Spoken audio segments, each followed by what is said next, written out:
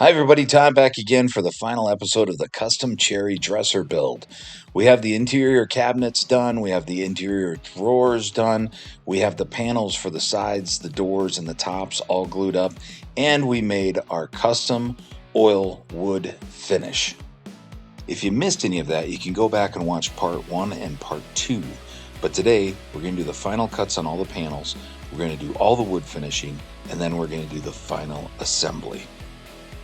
So we start today by doing all the final dimensional cuts on all the different panels.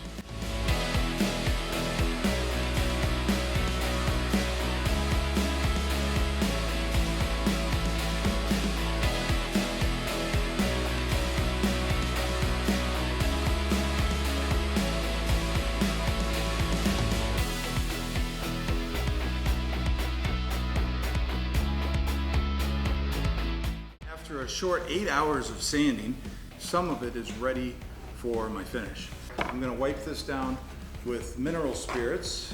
See that? It still has residue on it and dust. The liquid oil finish, or the part 1 of my custom oil finish, is really easy to apply. You really can't apply too much. Just dump a bunch on, smear it around, and wipe off the excess. Then let it dry, and then reapply 2 more times. The wood will only absorb as much as it can hold. The trick is don't let it pool or puddle overnight. You do have to wipe off the excess.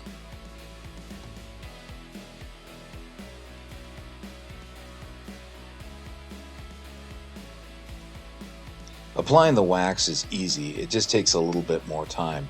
You have to make sure that you buff out all the excess wax. If you leave any excess on the wood, the next day it's going to be sticky and tacky. You can still buff it out, but it's going to take a lot more effort.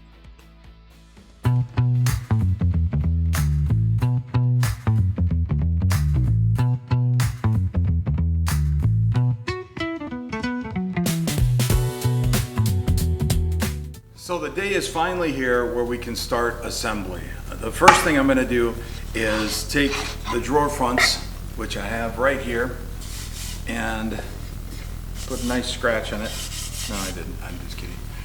Take the drawer fronts. I've already routed out the slot for the handles.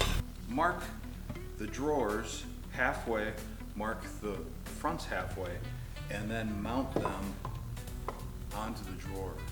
And I'm using both glue and screws from the backside. And to do all this, I have a silicone mat that I'm putting everything on, just so it's nice and soft, so I'm not going to scratch the fronts.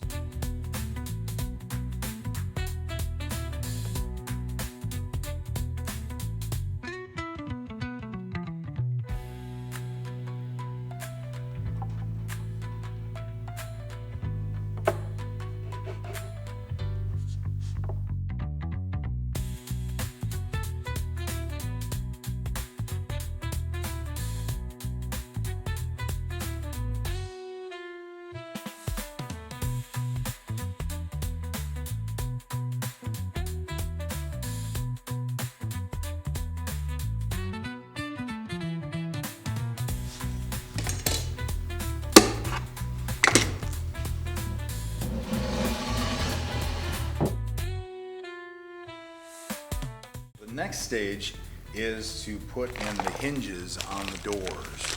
Now, these are European hinges or hidden hinges. There's multiple names. They're pretty much universal now. And this is what they look like. They have a cup that you have to cut out of the door. And then when they close, they also have a soft close function. So there's a little piston in there that makes everything close nice and slow and doesn't slam. But there are differences in the different kind of hinges.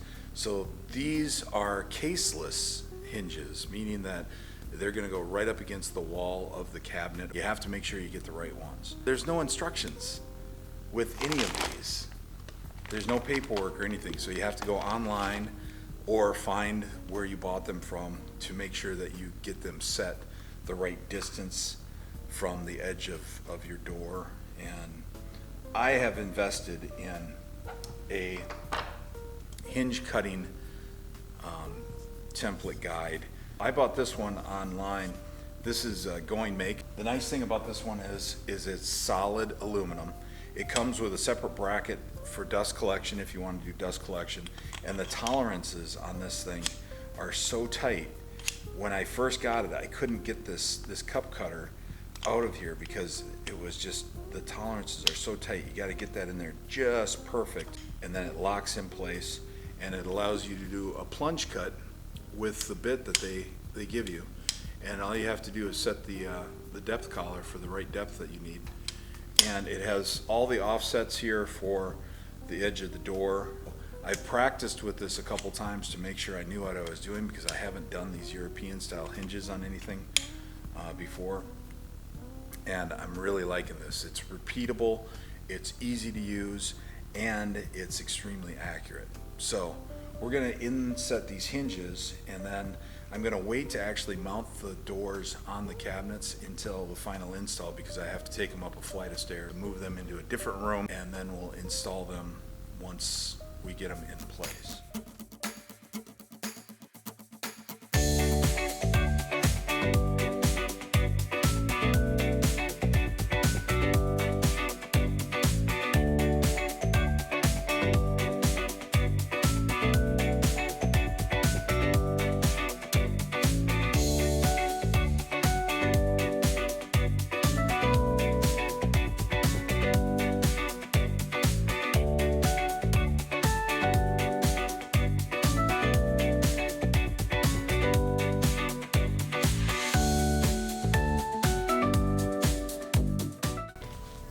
You don't want to move your template just yet, because there are screws that need to go into the hinges, into the cup side. And most templates that you buy will have sets of preset screws. Now, every hinge is a little bit different depending on the manufacturer. These are 45 millimeter apart from each other, and I've already checked those. There we go, fits perfectly. And I've already got the drill guide set for 45 millimeters.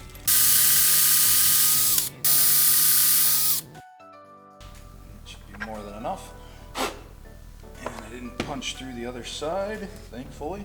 All right, so now you can remove your guide. Drop right in there. Perfect. All right, and there's our hinge installed.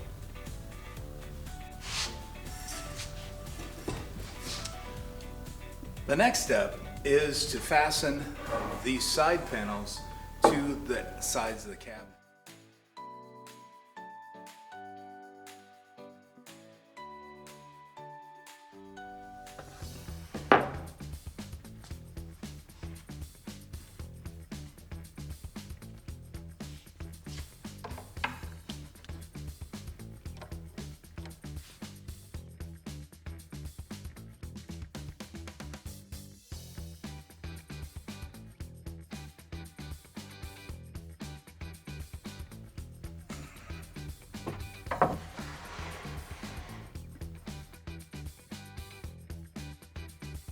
That corner is not square, so thanks to the carpenters, the corner is not square, so I had to tweak the base out just a little bit, and I want that edge of that top to go all the way up against the wall, so nothing can roll off and down in that crack, because it's a pain in the butt to get stuff out of the crack. That's what she said. Almost done. Big reveal. Now, to mount the door, I'm on an elevated base here, and I made the base out of 2x4s, and I did that intentionally, so when it came time to mount the doors, all I need is a piece of 2x4, and I can use that as my cheater block, so I can rest the door on top of that instead of trying to use my foot or something else. Nice little tip. So no binding. I've got my space up on the top, which is nice. It's got about an 1/8 inch gap on the top, so it's not going to rub on anything. And it has those soft close pistons, and we're we're in good shape. They are not coming apart, baby.